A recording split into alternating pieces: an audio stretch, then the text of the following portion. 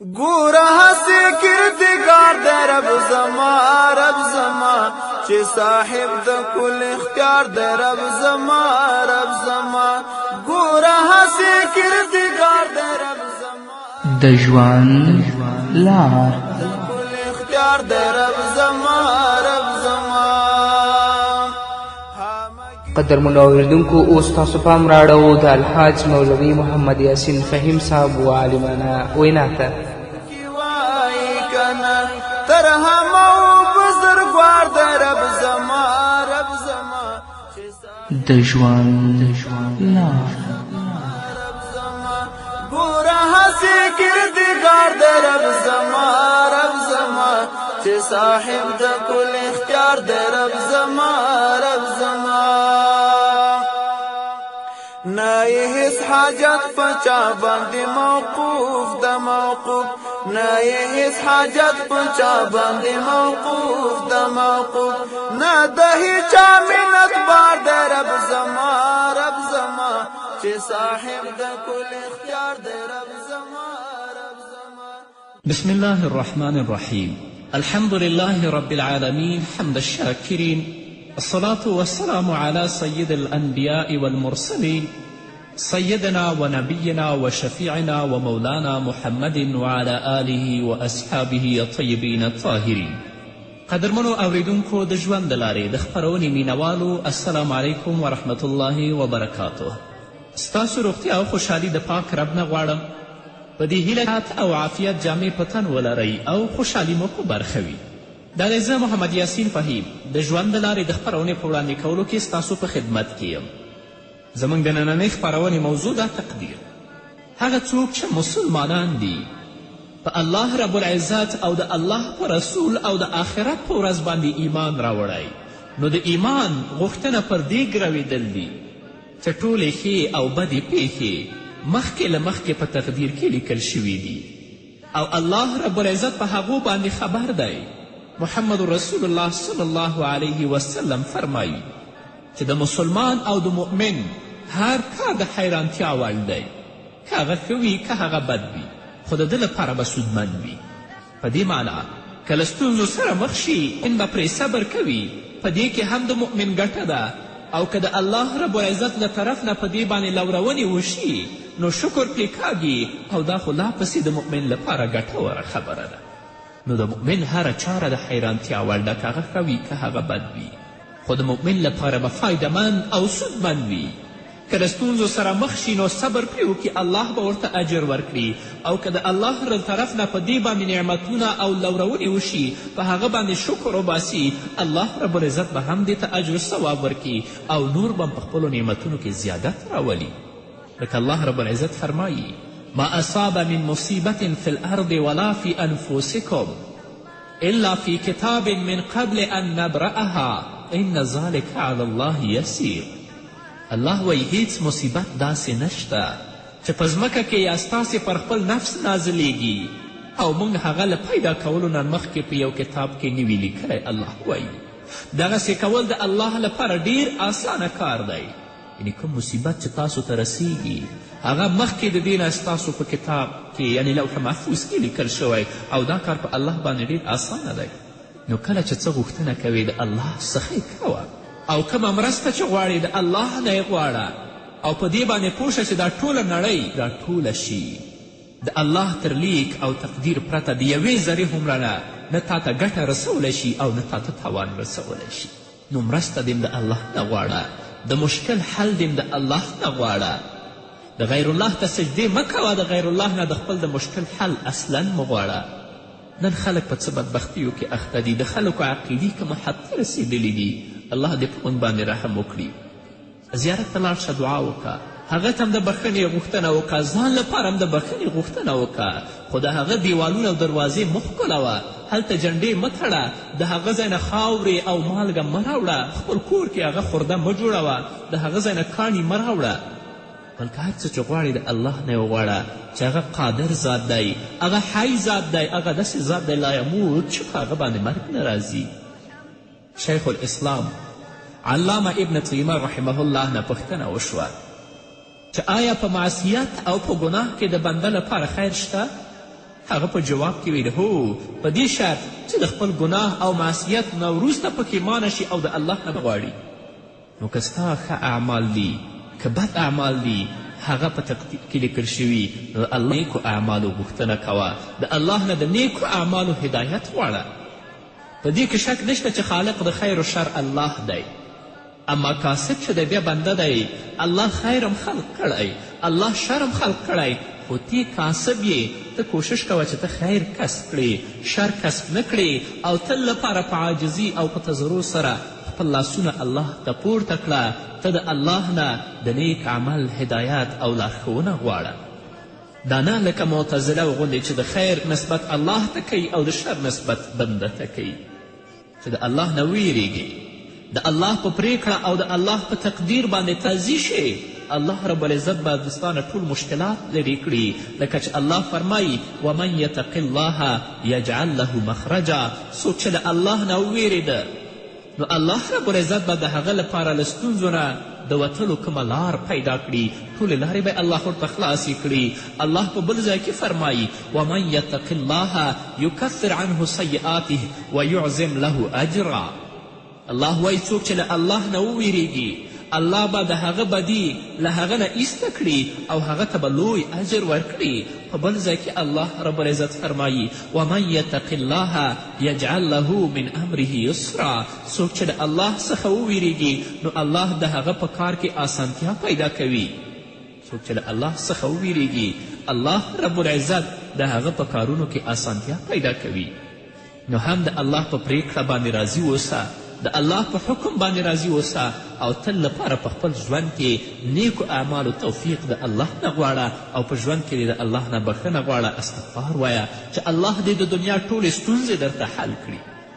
همدارنګه رسول الله صلی الله علیه وسلم فرمایي چې الله رب العزت وایي زه د خپل بنده له اټکل سره سم یم، یعنی له خپل بنده په ګمان باندې یم.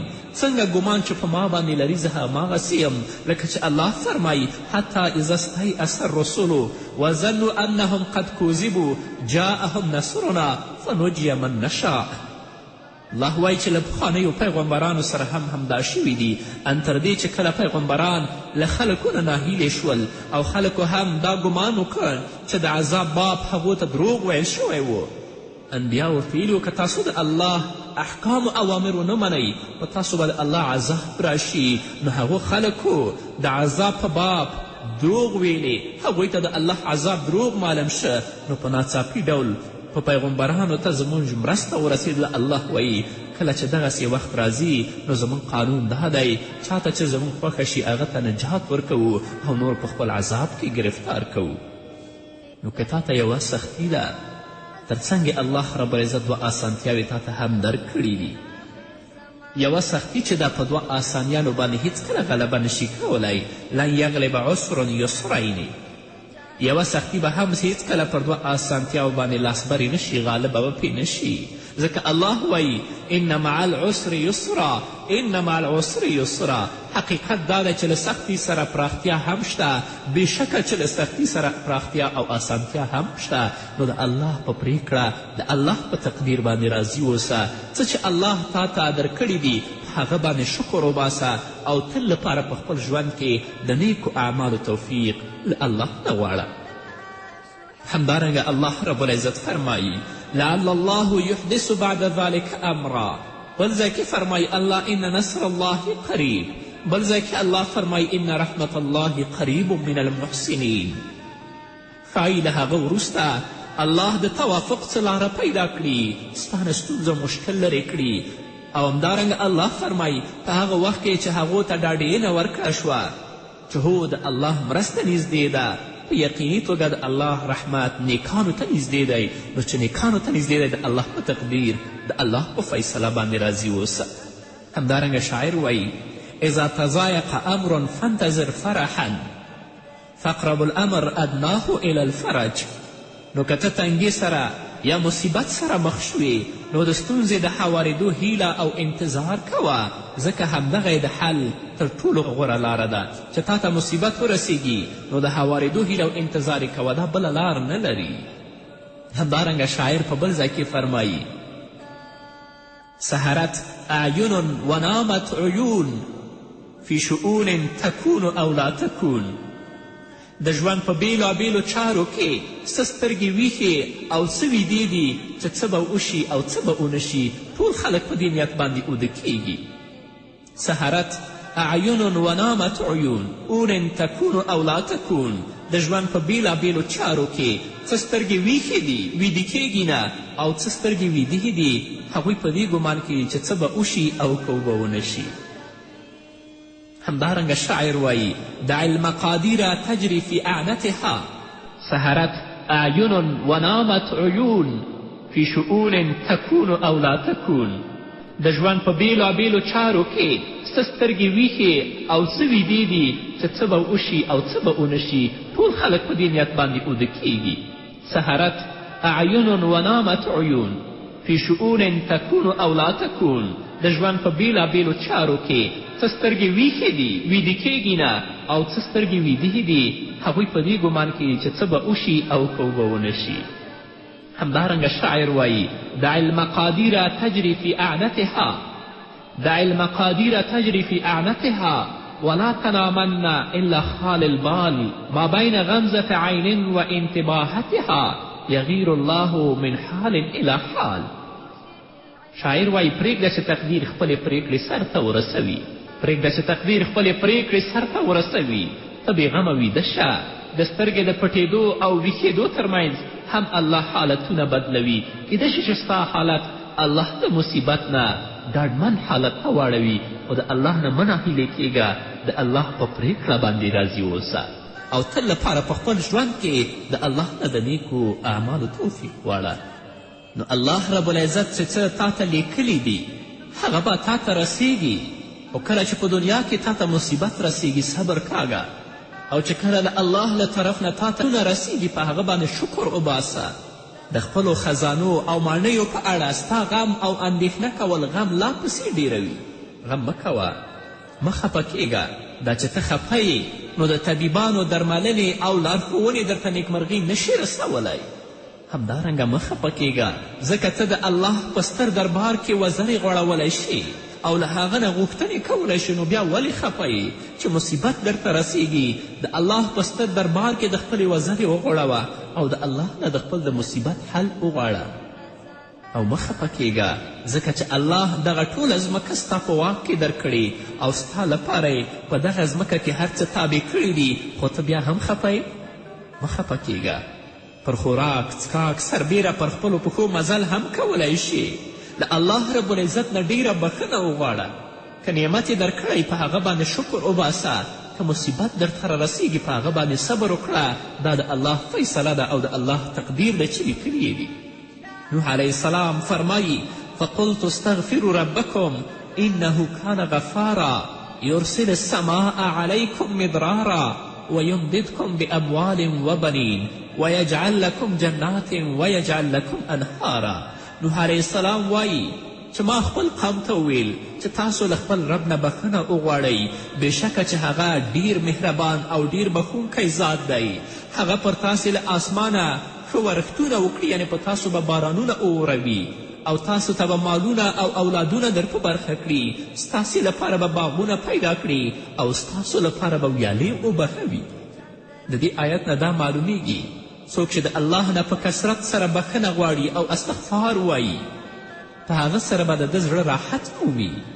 همدارنګه الله رب العزت به د هغه په روزي کې وسعت او فراخي راولي، او الله رب العزت به هغه ته صالحه او نیک بچیان و په برخه کوي.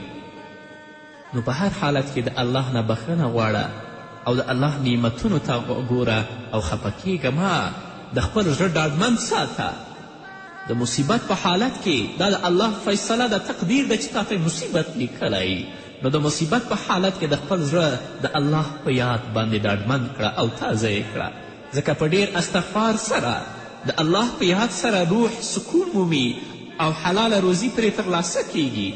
لکه چې الله فرمایي الا بذکر الله تطمئن القلوب، باخبر چې د الله په یاد باندې زړونو ته اطمینان او سکون حاصلیږي.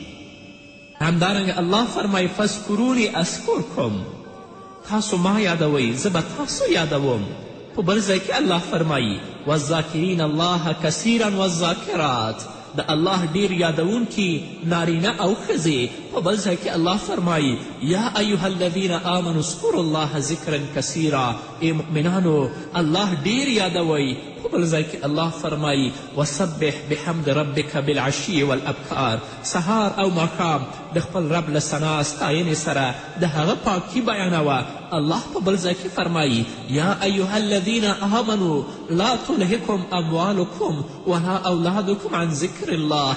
ای مؤمنانو ستاسې مالونه او اولادونه دې تاسې د الله له یاد نه غافل نه کړي. واذکر ربک اذا نسیت. او کله چې خپل رب در څخه هیر شي نو بې له ځنډه د خپل رب را یاد کړه. ومن اللیل فسبحه ادبار النجوم. د شپې هم د هغه پاکي بیانوه او کله چې د شپې په پای کې ستوري راګرځي په هغه وخت کې هم الله یادوه. نو په دې ذکر سره د الله د ستا زړه ته به اطمینان حاصل شي. هغه مصیبت چې درته رسېدلی دی هغه به الله در باندې آسان کړي. هغه د الله فیصله ده. حضرت ابی هریره رضی الله عنه د محمد رسول الله نه روایت کوي، فرمایي کان رسول الله صلی الله علیه وسلم یسیر فی طریق مکة فمر على جبل یقال له جمدان فقال سیروا هذا جمدان سبق المفردون. قالوا وما المفردون یا رسول الله؟ قال الذاکرون الله کثیرا والذاکرات. حضرت ابی هریره رضی الله عنه فرمایي چې رسول الله صلی الله علیه وسلم د مکې مکرمې په لاره کې تیرېده. نو د رسول الله تیرېدل په یو غره باندې اوشل چې د هغه غره نوم جمدان و. نو رسول الله ورته ویلي چې دا جمدان دی تاسو ځئ، مفردون به تر ټولو وړاندې جنت ته درومي. صحابه و کرامو رسول الله ته ویلي یا رسول الله له مفردونو څخه ستاسو هدف څوک دی؟ رسول الله ورته ویلي هماغه نارینه او ښځینه چې الله تل لپاره یادوي، الله ډیر یادوي. همدارنګه رسول الله فرمایي څوک چې ډیر استغفار غواړي د الله نه بخښنه غواړي الله یادوي، نو دا استغفار به د لپاره له هر مصیبت نه نجات وګرځي. همدارنګه په بل حدیث کې دی یو سړی رسول الله ته راغی او رسول الله ته ویلي چې ای د الله رسوله د شریعت احکام ډیر زیات دي او زما عمر ختم دی، عمر مې خوړلی دی، نو ما ته یو داسې عمل وښیه چې زه په هغه مغه کې ورننوځم او جنت ته لاړ شم. رسول الله ورته ویلي چې خپله ژبه د الله په یاد باندې تل لپاره لمده ساته. نو تاسو هم قدرمنو اوریدونکو د الله په پریکړه باندې د الله په حکم باندې راضي اوسئ. هغه په تقدیر کې لیکل شوي درته. د الله په لورونه او د الله په نعمتونو باندې شکر وباسئ چې په هغو کې الله نورم درته زیادت راولي او کوم مصیبت چې په تاسو باندې راځي په هغه کې صبر وکړئ او د خپل زړه ته ډاډ او اطمینان او سکون د الله په یاد باندې ورکړئ چې الله رب العزت ستاسو دنیا او آخرت درته ښایسته کړي. همدارنګه که په دې وختونو کې څوک په تاسو باندې ظلم او زیاده کوي نو انتقام لاس پورته کوي بلکې له بښنې نه کار واخلئ. که پر تاسو څوک تیری وکړي نو خیر دی تاسې وبښئ، ځکه چې غچ اخیستونکی او حسد کوونکی د غچ اخیستنې په فکر کې د خپل زړه وینې خوري، خپل راحت او د خپل خوشحالي او خپل اعصاب له لاسه ورکوي. تاسو ته به دا معلومه وي. یو څوک چې د انتقام په انتظار کې وي او هغه څوک چې بل سره کینه او حسد کوي نو هغه تل لپاره د خپل د زړه غوښې خوري او د خپل راحت، خپل خوشحالي او د خپل اعصاب تر لاسه ورکوي. خو که ته هغه لپاره بښنه وکړي هر مشکل به حل وي. دا هم به د الله پریکړه وي.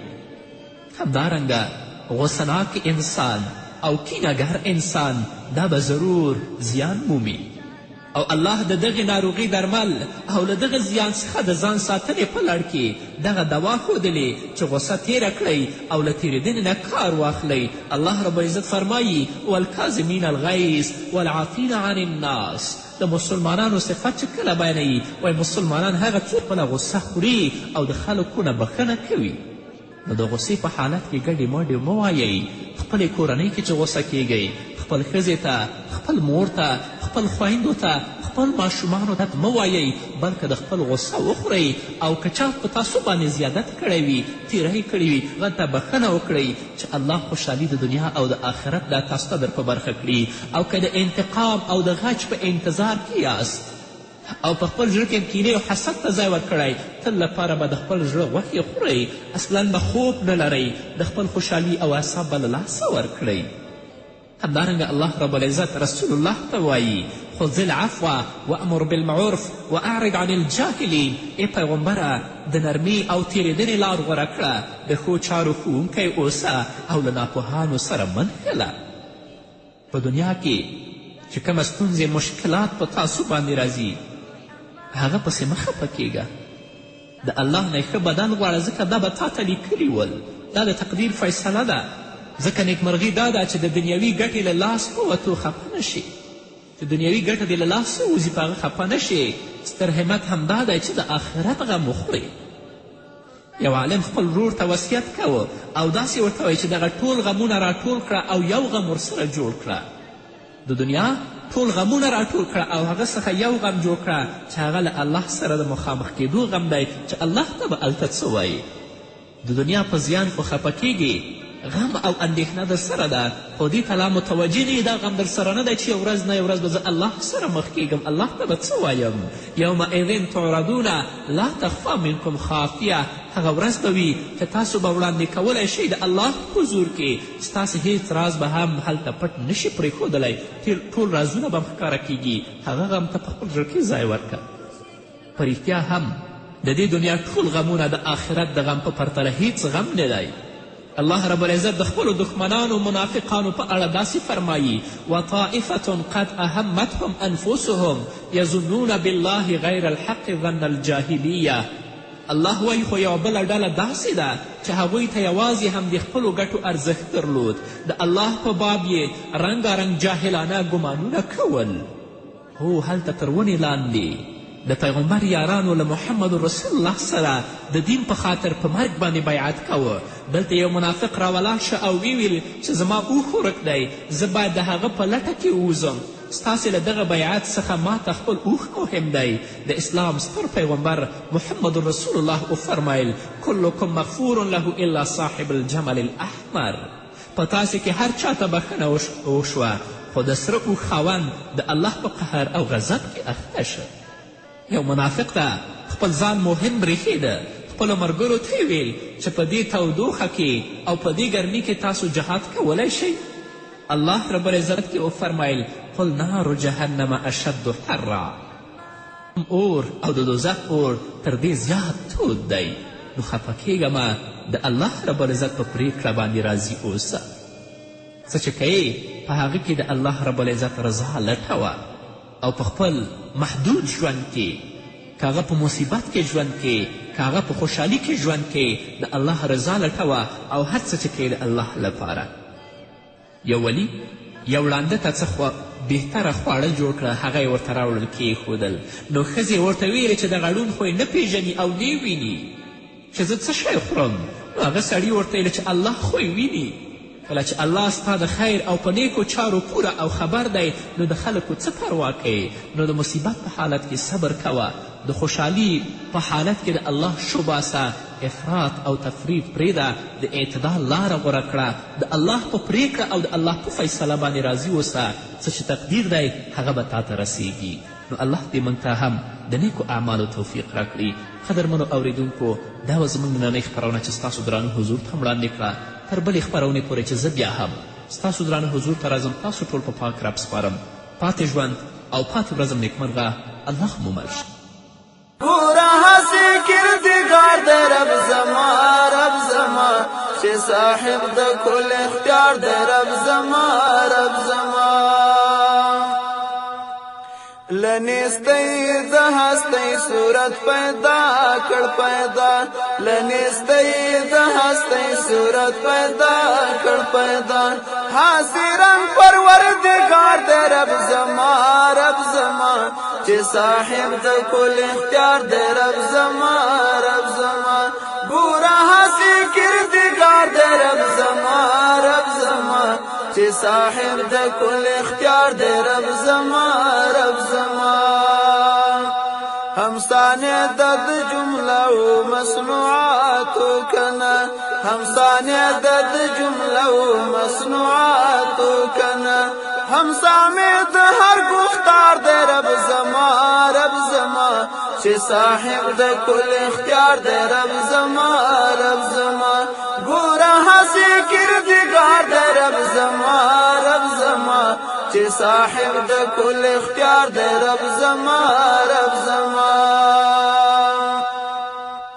چې چیرې نه مثل نه مثال ستا مثال چې چیرې نه مثل نه مثال ستا مثال د هغو عطرو عطار دی رب زما رب زما چې صاحب د کل اختیار دی رب زما رب زما ګوره هسې کردګار دی رب زما رب زما چې صاحب د کل اختیار دی رب زما رب زما هر تعمیر چې د دنیا د عقبا هر تعمیر چې د دنیا د عقبا د همواړو معمار دی رب زما رب زما چې صاحب د کل اختیار دی رب زما رب زما ګوره هسې کردګار دی رب زما رب زما چې صاحب د کل اختیار دی رب زما